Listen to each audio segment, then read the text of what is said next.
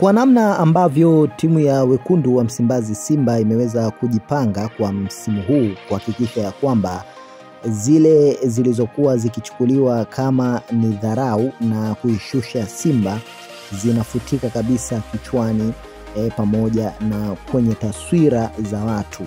Nazungumza maneno haya moja kwa moja nikikukaribisha kwenda kujadili kwa pamoja jambo kubwa ambalo Simba Sports Club hivi sasa wanaenda kulifanya, na si lingine bali ni kuendeleza ile michuano na kuendeleza vichapo kwa kila anayekutana naye mbele.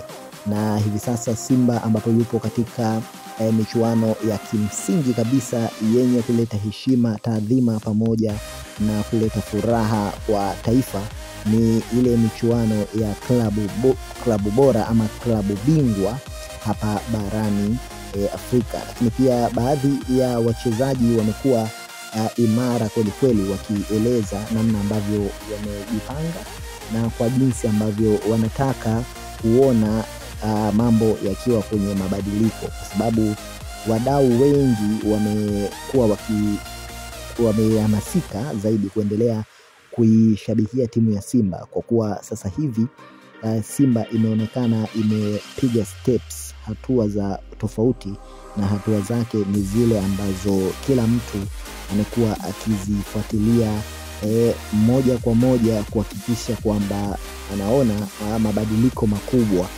Wengi wamesema Simba ni kama Manchester United. Hivi ndivyo ambavyo baadhi ya mashabiki huko kwenye mitandao ya kijamii wamekuwa wakizungumza, wakireti Simba ni kama ina karakta fulani ama sifa fulani za Manchester hivi. Lakini mbali na yote hayo, tukirudi kwake kocha kocha mkuu, the head coach kutokea klabuni Simba, naye pia amezungumza mengi. Bwana Dimitri naye pia ameongezea katika yale ambayo watu walikuwa wakijibizana ama ambayo walikuwa hawana uhakika nayo. Kocha amefunguka kusema kwamba wana Simba wakae kwa kutulia, wapoze nyoyo zao na watulize akili zao, kwamba wasiwe na pressure wala wasiwasi. Simba safari hii inaenda kufanya makubwa zaidi.